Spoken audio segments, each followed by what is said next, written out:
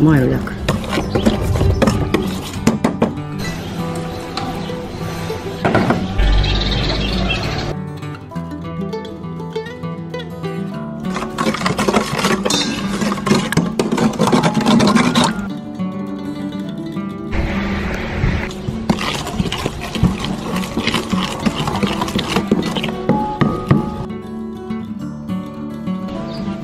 Bunica acoperă tot și lăsăm să se odihnească.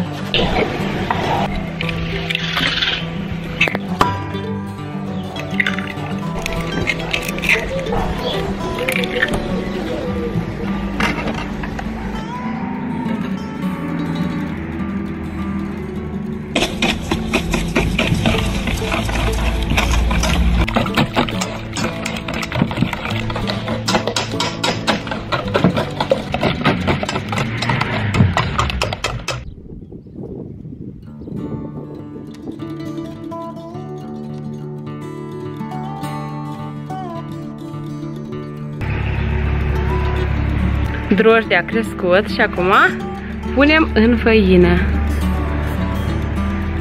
Punem zer.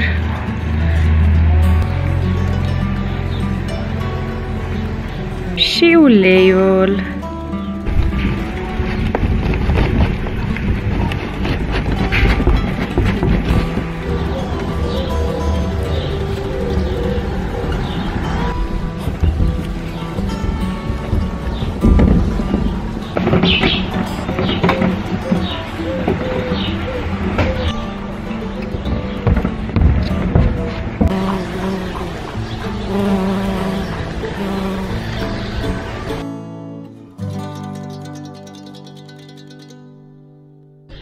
Cât de bine a crescut aluatul.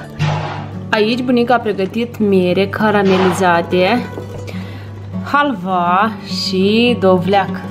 Începem procesul, facem câteva beluțe. Ce pufos e aluatul, super! Biluțele sunt deja gata, bunica le-a lăsat să dospească, dar ce bine arată și sunt foarte, foarte pufoase. Luăm prima. O să fie gustos, bunica? Da, sper ca să fie gustos. Așa. 6 biluțe au ieșit. 6 biluțe, o să fie 6 cozonaci. Cine vrea mai puțin, pune porție mai în jumătate. În jumătate porții face, da? Da.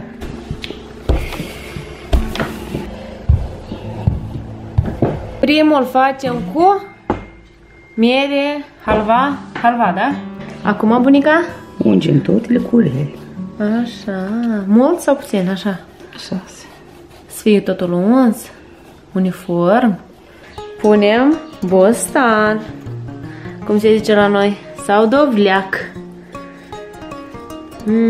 Ce bine arată, e colorat. Vei pune și zahăr? Da. Deasupra punem zahăr, el nu-i dulce. Acum presurăm cu zahăr.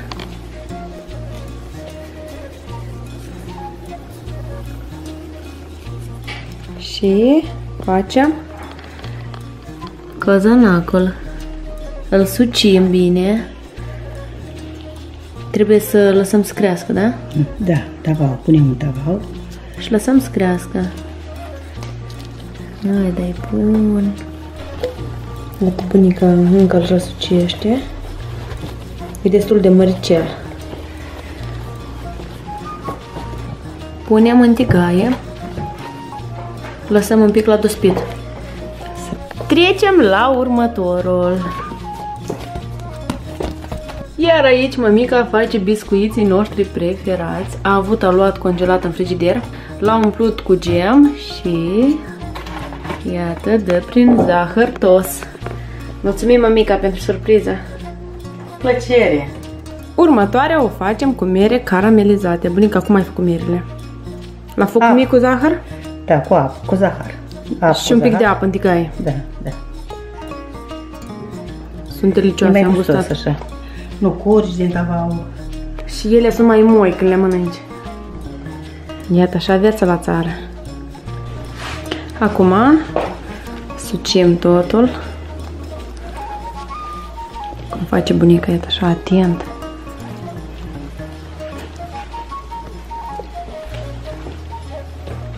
Și al doilea e gata. Superb. Între cozonaci, iată, ungem așa, ca să nu avem un cozonac mare, să le dezlipim. De altfel facem un cozonac mare cât e gaia. Bunica spune că acest cozonac nu are nevoie de foarte multe ingrediente. Este simplu, la îndemâna oricui, da, bunica? Am mâncat un burger mare. Da. Cine? Eu. Și acum, cum?